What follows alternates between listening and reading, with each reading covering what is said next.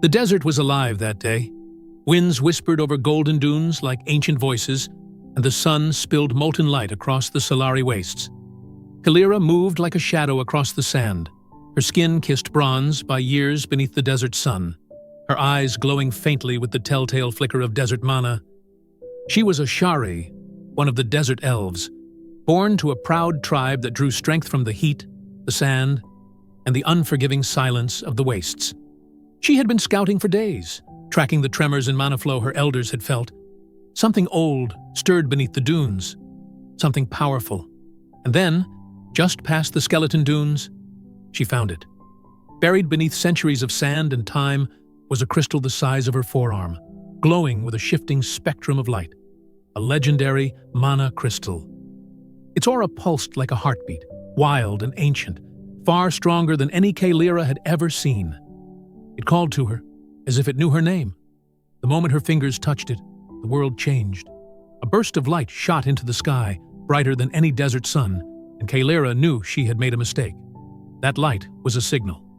Far to the north, the Skyborn tribe saw it from their floating spires. The Frostborn saw it reflected in the mirrored peaks of their glacial citadel.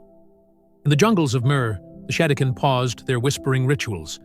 Even the stone-hewn of the mountains and the tide-callers of the coasts turned their gaze toward the desert. All the tribes knew what the light meant. Power. Real power. Kaelira ran. She wrapped the crystal in a silk scarf and tucked it against her chest. The dunes were no longer home. They were hunting grounds, and she was prey. By the second day, she was bleeding, blistered, and exhausted. Her mana was nearly spent warding off spells hurled by scouts from the Skyborn and ground hunters from the Shadikin. She ducked into narrow crevices and ran along dry riverbeds, but they were gaining. Then, she fell into a pit. Literally. She hit the sand with a grunt, momentarily dazed. When she sat up, there was a boy standing over her, a human, maybe 16, with sun-bleached hair, cracked lips, and a crooked grin.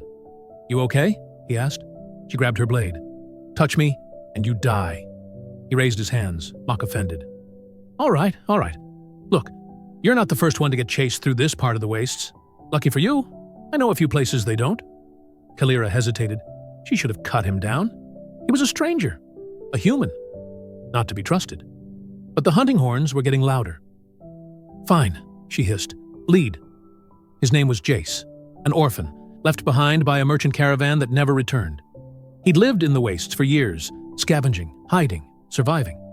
He knew where the sand swallowed sound, where mana currents twisted, and where ancient tunnels built before the tribes even existed still lay buried.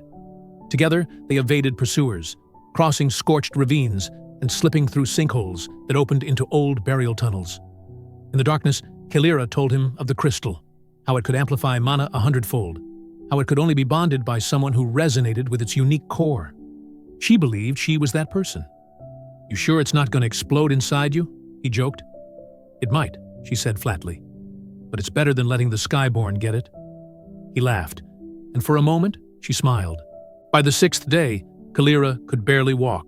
The crystal pulsed stronger with each step they took toward Ashari land, reacting to her closeness. But the Frostborn were closing in. The Shadikin had summoned shadow beasts to track them. There would be no more hiding. As they reached the edge of the Sunscar Canyon, Ashari territory, Kaelira collapsed. The mana surge from the crystal was overwhelming her, her veins glowing faintly beneath her skin. Jace stood between her and the oncoming scouts, holding nothing but a broken spear and an old fire starter. They came, 3 of them, sleek and deadly. One lunged. A sudden eruption of light burst from Kaelira's chest. The crystal had awakened fully, sensing its chosen's desperation. The attackers were thrown back by a wave of desert fire.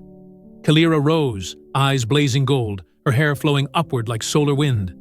The sand around her turned to glass. She didn't remember the fight that followed, only heat, flame, and the sound of magic answering her every breath. Later, back at the Ashari stronghold, the elders bowed to her. "You are the Sunbearer now," they said, "the chosen of flame." Kaelira stood before them, the crystal now fully fused into the golden tattoo etched across her collarbone. Her power was unlike anything the Ashari had ever known. The 6 tribes would not take it quietly. Beside her stood Jace, arms crossed, dirt-smudged but grinning. "You're staying?" she asked him, surprised. He shrugged. "Someone's got to keep you from vaporizing the wrong people."